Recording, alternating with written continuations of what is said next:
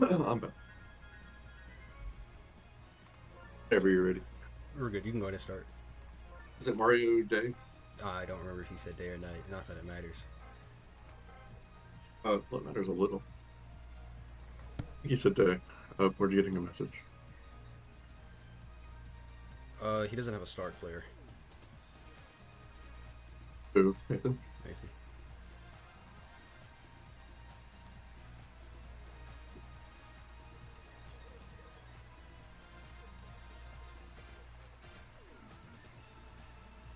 Neither does Tay, by the way.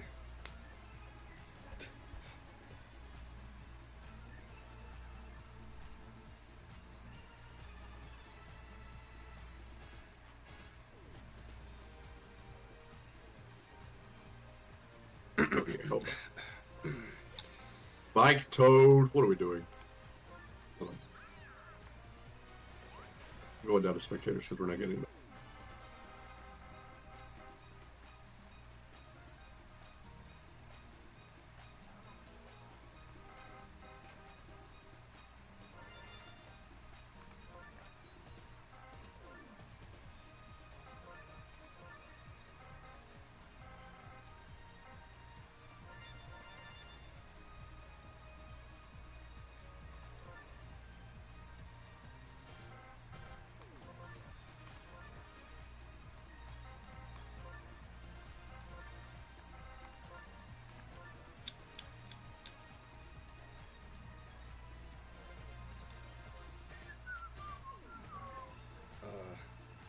Hmm.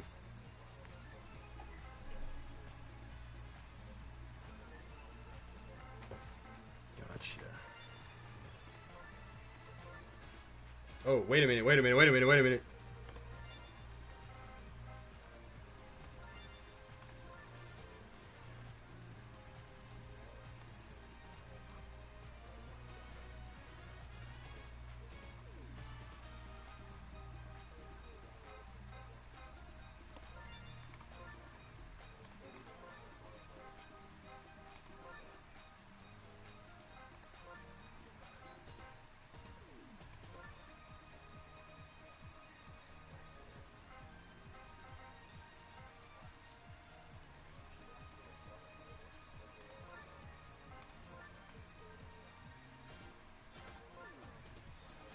Right. Oh. You have the info now. Oh no, no way you left too. No, I'm here. Okay. So daytime, so we're nighttime. Yeah, I'm already in the setup, so he's getting daytime. Okay, we're going to daytime. All right.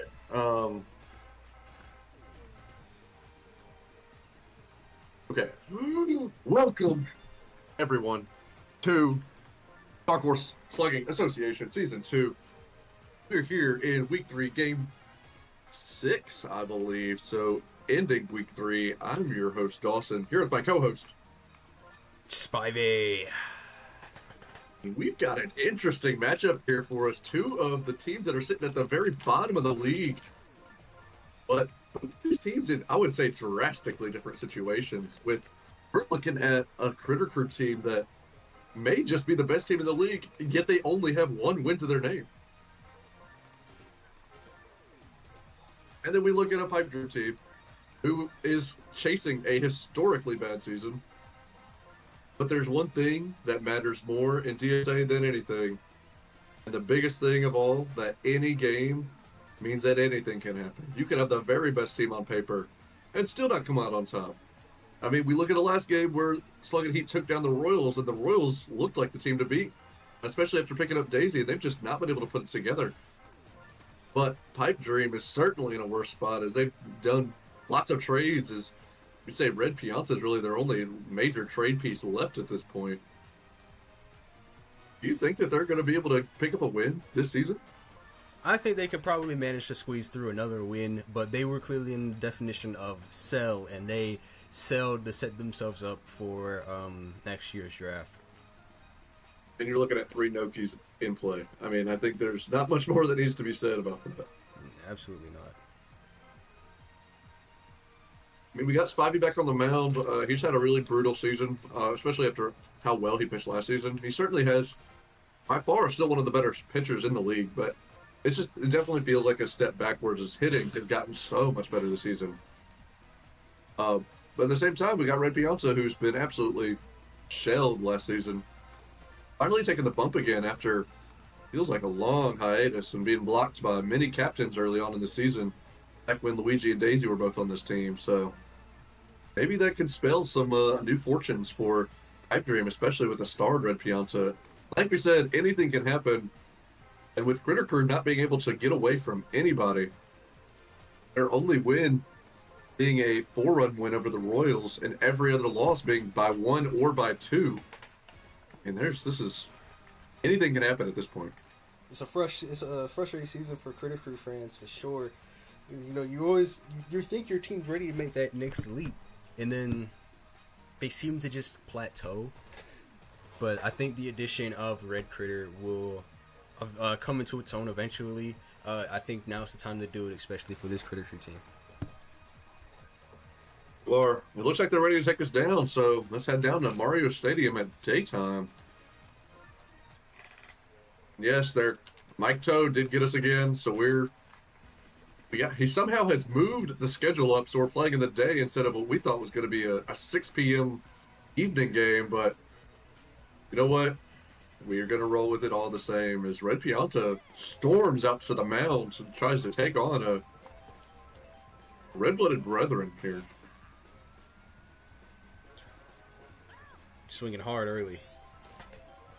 It looks like Red Kritter does not care and is trying to set the tone early with trying to hit this out of the ballpark. He doesn't get it out, but he sure does get a big hit. Got Red Noki out there and left. A little surprised by that, but I mean, just not a whole lot of speed out there. I was surprised about that too. I'm not sure if the GM knew that, but with Red Noki out in left field, the Noki does not have chem with Baby Mario. Oh, brutal. It looks like he swapped Baby Mario and Nathan and didn't realize that killed the chemistry, but and a great play by Blue Yoshi to get out of at least take care of 2 of the outs there. I wonder what that's going to mean, especially with a team that has as much latent power as Kritter Krew does. It means danger. If those critters hit to the left side, it means danger. Reed has been coming up as one of the better Miis. Potentially is taking a battle in Madison for MV Mii. I mean, you also have Abe, who was last season the runner-up. I mean, you also have Spivey, who won the MV award, and James too, who's also just force in his own right. I mean, this team is just loaded with the Mii talent. And then you also have Lil BJ and Koopa Flag as well that are going to be making plays for you. This is one good thing to see. The Kritter Krew seems to have a knack. They seem to be really good at scouting Mii talent. Rushed by Red Pianta. Caught by James too. He's not going to let that happen on his watch. No, he is not.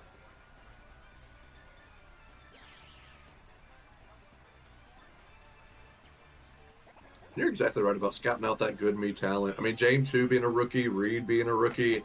It's really been kind of surprising to see is this much talent in the Mii department, especially as some teams are just struggling so hard. I mean, I think of the Vivesh Mii in particular, who's had some struggles, and as well as like the Cloud Mii on the other side, who's a great defender, but just cannot get it done on offense.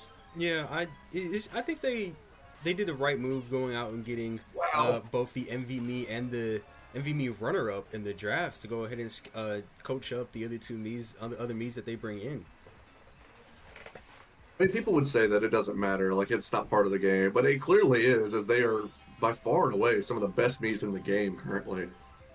I mean, and the other one that's Madison, I mean, he was, before he ended up getting benched or shipped off to the Fury bench where he ended up catching a ring there, I mean, he was also, it had a case for MV Mii as well to be in that running before he didn't have any more space in the Fury roster. So, I mean, And then guess what? He gets plenty of reps, and now he's taking advantage. Is one of the best me games ever played with 6 RBIs. But a Krew launches this one, and that's gone. That's an example of that no chemistry we're seeing over there on that left side of that field. That's tough. I mean, especially considering how avoidable it is. Yeah. All we need to do is just simply swap Baby Mario and Nathan, put Nathan in the center field, and you got chemistry. I know. I don't think he realized it. Yeah, I think he's just now coming to the realization that the Noki does not have chemistry with Baby Mario. It's just a brutal. I don't know what was in the head to make that loss of seeing that, but unfortunately, though, he's not. That's not how the roster had him listed. The roster had him listed at out at right field instead of Nathan at center. So, I mean, just an oversight, especially in a game that projected to be one of the most winnable for this team.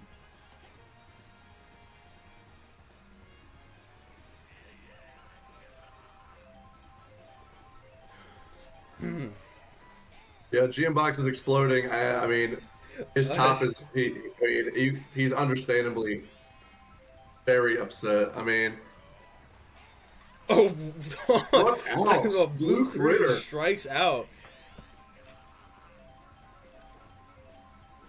We're seeing a heated matchup in the GM Box. I'm curious a little bit. Oh no! Oh, and that's going to be going a grand slam by Green Kritter. Who else? He's a star, man. That's. It seems like the Critters are going to do everything they can to take advantage of this chemistry mishap that happened this game. And that is his second grand slam on the season. That's actually very impressive.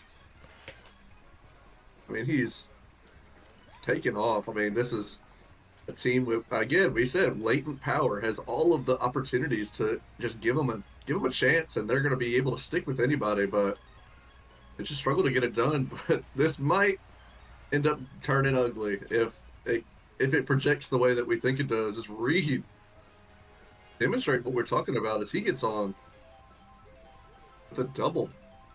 Yeah, a lot of where outs come from in this league is those buddy catches in the outfield. Without that, a lot of these innings for the Kritter Crew could just last for a while. Especially with the Mees, especially like we've been hyping them up. I mean, as good as they have been.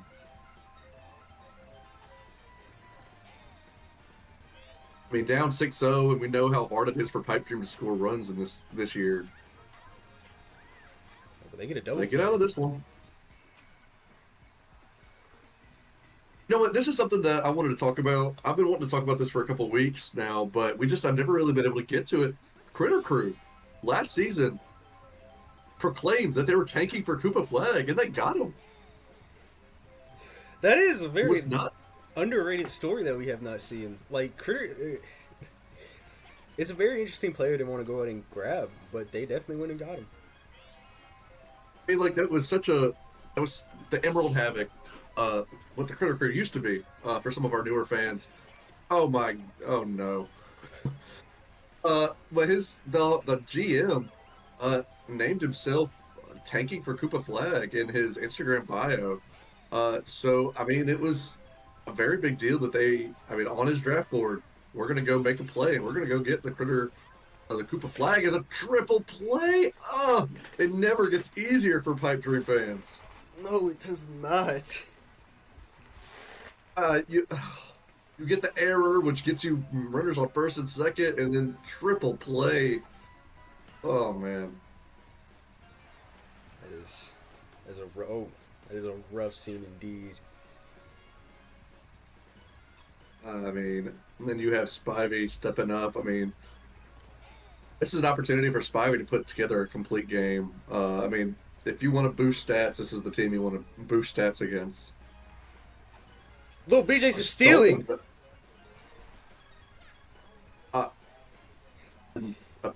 That's rare. We rarely see just pure steals like that. Yeah, I wish we could just see it more often. That was very interesting to see. was electric. Oh, there's Oh, an error with the tongue. Not again. Blue Yoshi. The Yoshis in this league this season really are leading the LVP charge, and Blue Yoshi chief among them. With so many errors given up already. I believe he leads the league with 2 errors. This is 3 now. Oh, that's a home run. Oh, no. No, I think that's another grand slam. Oh, my gosh. This is getting ugly quick. I mean, we might be looking at some records on this one. We already have a record. That. That's 2 grand slams in a single game. Wow. We're up 10 already. And it's still the 3rd. Oh, no. Hey, there are some historic numbers that might be caught in this game. I mean, they're only 16 away, and a lot easier to hit 26 whenever you already have. Oh, what is Baby Mario? What is Baby Mario doing? No way. Inside the park home run. This will be the first in history. Wow.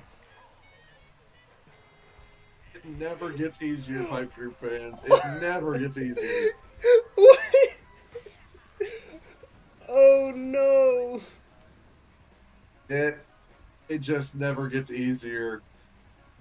You hit it to the wall, then the bananas just... I mean, Kritter's not fast. He should not be hitting inside the park homers. I mean, never before have we seen that in the DSA. So no, we have seen one. There's only we have? one. Okay. It was one last season. Wow. So a very rare air that we're smelling here, or that we're breathing here. I mean, Krew is chasing history tonight. I mean, 2 grand slams, which you said we've never seen that before. No, we've never seen 2 grand slams in a single game. Wow. And then into the inside the park homer. That's tough scene, especially after starting 0-0 through the first. I didn't expect it to just a meltdown. I mean, we knew they were going to take advantage out there and left, but I mean, it looks like the Pipe Dream GM's gone. Like, he's just left the premises. I think a lot of the fans are leaving the. I think a lot of the fans here are leaving the stadium. Actually, I don't. In the bottom of the 3rd. It's not even half. I mean, we understand leaving at halftime, but and Nathan crushes this one. Not going to be enough, but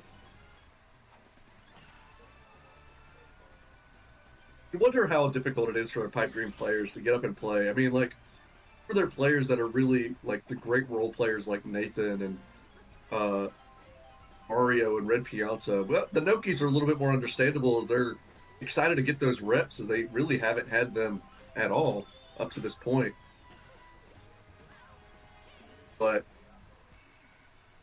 I wonder how difficult it is for them to really get excited about their potential. You think about Red Piazza, if you think he's going to be shocked at this deadline coming up in a couple days. Yeah, not exactly sure.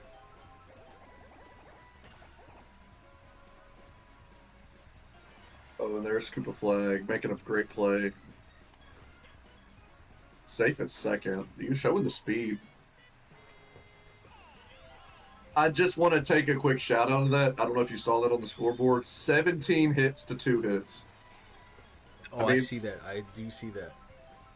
I didn't know it was going to be this one-sided. I thought this was going to be Pipe Dream's attempt to get something done here, but Maybe Mario gets under that. It was a sack fly for Koopa Flag to go 3rd.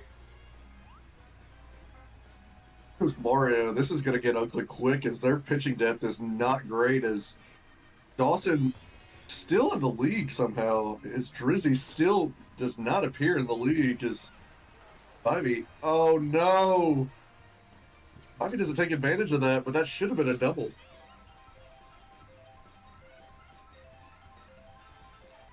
Here's Jane too. Certainly not as angry. You wonder if he's a little bit. That's a little pity for this team. Here's Kritter stepping up again. I mean, slowing down here in the top of the 4th as we hit about the halfway point. No help on the tongue action though. Well, I say that like Kritter doesn't have much hitting power outside of the critters, but they do. Their Mii's can hit out of the park anytime we want. We saw Reed do that a good bit last game. Oh, But oh man, it's racking up. it really is. Second and third with Kritter with some power.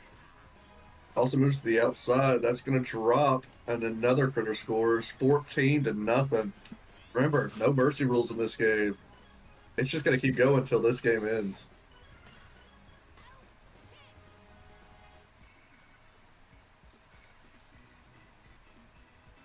I don't even know what to say. I think this is a good time to talk about some early award projections. You know, we're about halfway through the season. Trade deadline coming up, waiver wires coming up.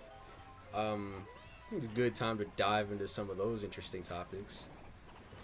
The deadline's what's really interesting to me because there's been so many, like, this just was not a trade heavy season. And a lot of teams entered the draft and was able to draft an identity, where that just didn't happen last season.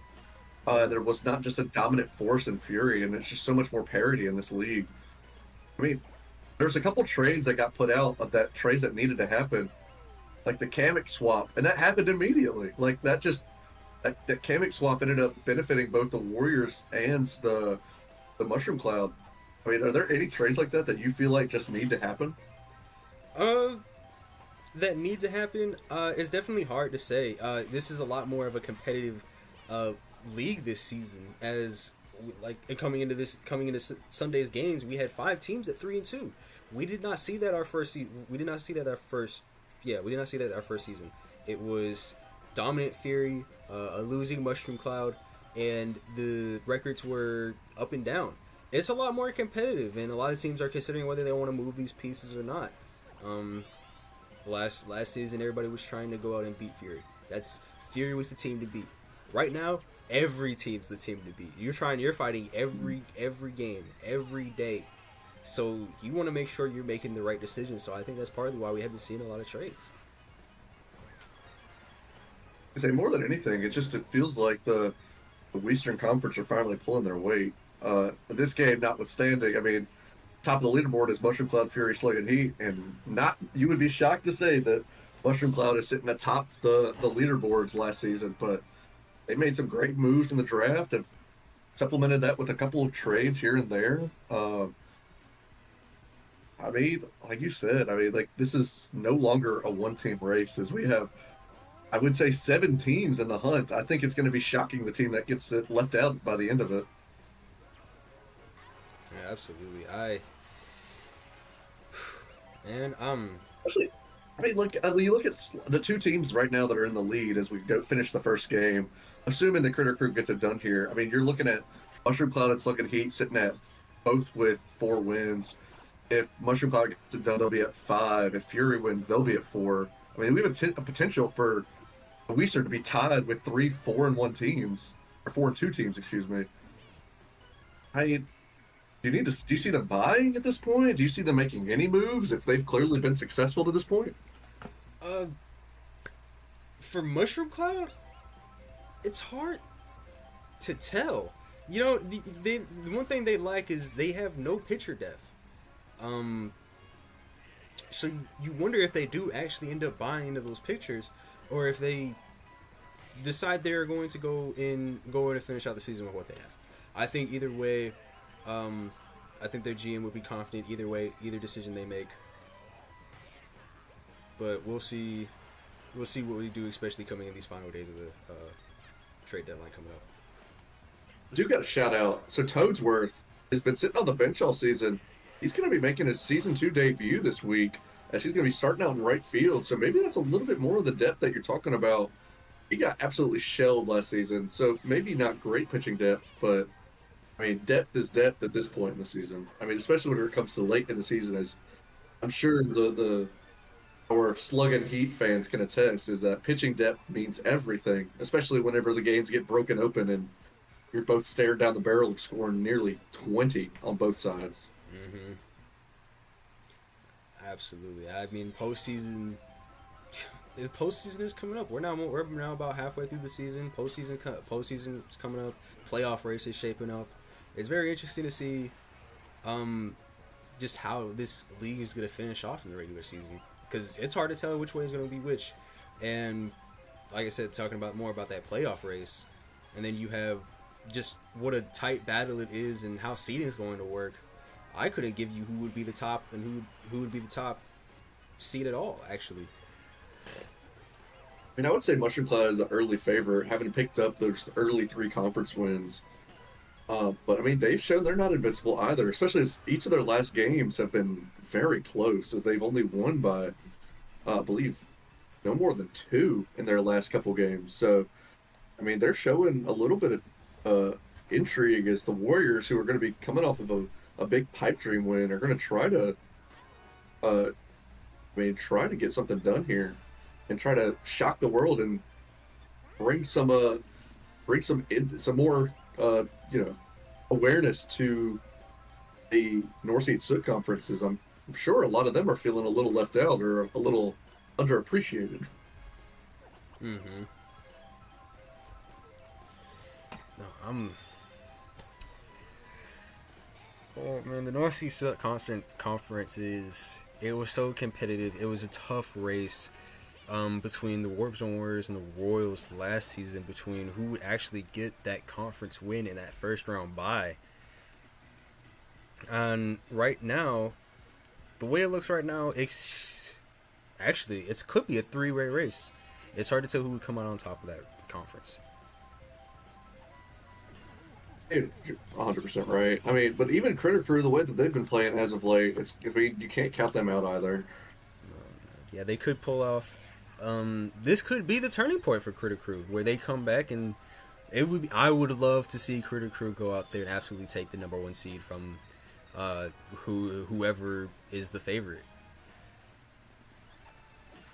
I do want to bring it back to the game. That was absolutely painful. Red Pianta gets all the way to second, and then immediately, through a star hit, Red Critter is able to dive and make a play and turn that into a double play. I mean, if that isn't indicative of the entire Pipe Dream season, I'm not sure what else is.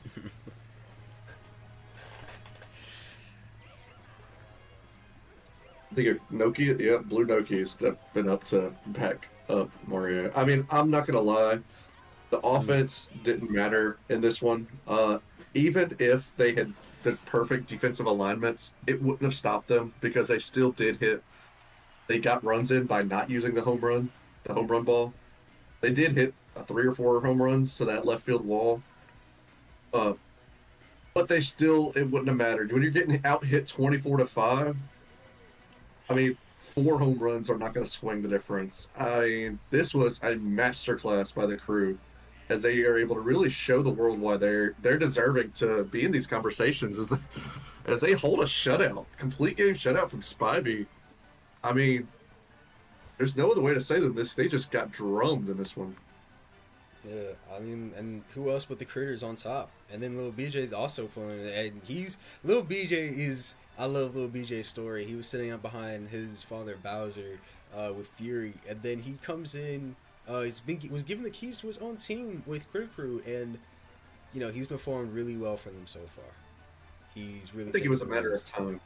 Absolutely. I mean, there were moments when it looked like Lil BJ was hitting better than his father did, and really being able to see him lead his own team, and even without all of the minions, like really this being a Kritter led team, seeing Lil BJ.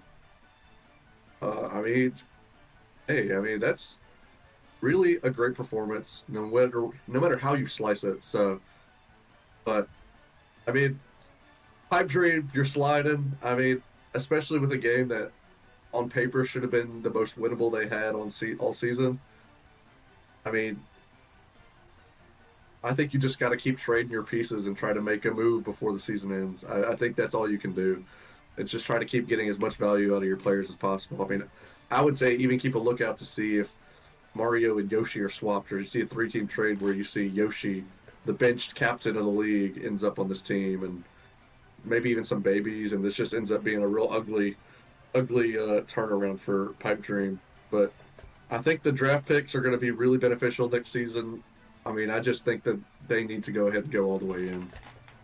Yep, absolutely. But I got nothing more to say. There's not really much to say on the box score for Pipe Dream there. I mean, you got 5 players that got a hit this game, and they were all a couple doubles, but it didn't end up mattering any. I mean, one of your best players, Blue Yoshi, who's been notorious for being one of the worst players in this league. I mean, you can't. It's hard to get excited week in, week out, but don't fear, Pipe Dream fans. It's going to be brutal, but you're going to be better off for it. Got to shout out our winners, Krew, getting it done here. 14 on Pipe Dream's head as they try to go take control of their own destiny and fight their way back into the postseason. But that's going to do it for us here. Well, thank you for watching, and I'm going to take you to the next one. With that being said, I've been Dawson. I'm Spivey. We will see you next time.